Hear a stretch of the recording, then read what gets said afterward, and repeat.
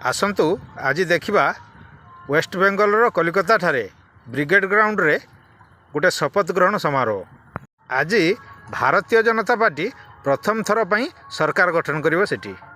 आउ मुख्यमंत्री रूप में शपथ ग्रहण करुचंती शुभेन्दु दास अधिकारी। आमी शुभेन्दु अधिकारी ईश्वरेर नामे शपथ करितेछि जे विधि द्वारा स्थापित भारतेर संविधानेर प्रति आमी अकृत्रिम निष्ठा और आनुगत्य पोषण करिब। आमी भारतेर सार्वभौमत्व और अखंडता रक्षा करिब। पश्चिमबंग राज्येर मुख्यमंत्री रूपे आमार कर्तव्य समूह निष्ठापूर्वक एवं विवेकसम्मत भावे निर्वाह करिब। एठी जे भारतीय जनता पार्टी प्रथम थर सरकार गठन करुच्ची यही कथाटा केवल कहीदेवाटा भूल हो बोधे।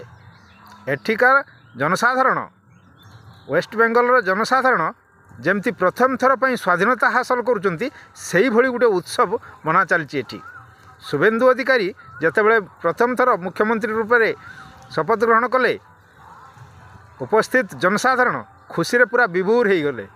सबुआडे खेलीगला जय श्रीराम नारा। शुभेन्दु अधिकारी मुख्यमंत्री रूप में शपथ ग्रहण कर सारिबा परे सर्वप्रथम जाइकी खुशी रे विभोर होइकी मोदी जी को कुंडी पकाइले। खुशी हवा आनंद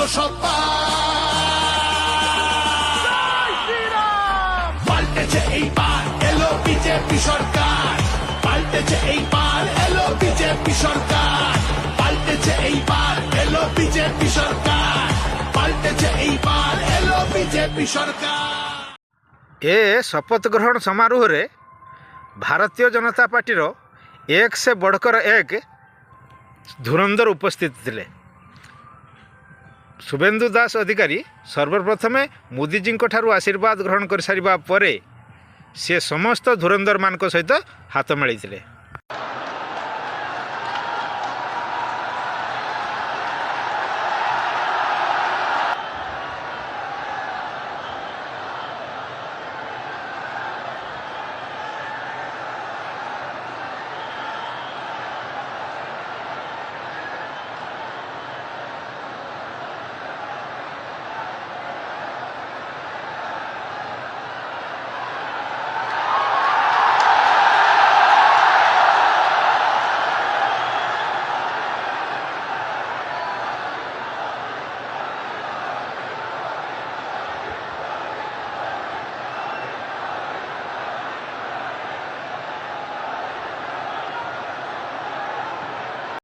वेस्ट बेंगलवासी एवं वेस्ट बेंगल समस्त भारतीय जनता पार्टी कार्यकर्ता ये निर्वाचन को जितवाई से माने निज जीवन को बाजी लगे देते।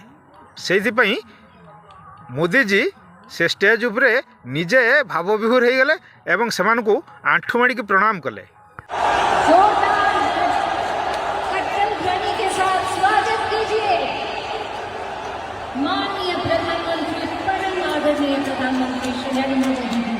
सर्वशेष यही समारोह रे उपस्थित थिबा प्रत्येक बड़ बड़ धुरंधर एवं बड़ बड़ नेता मान सहित हाथ मिलैकी मोदी जी सेठू विदा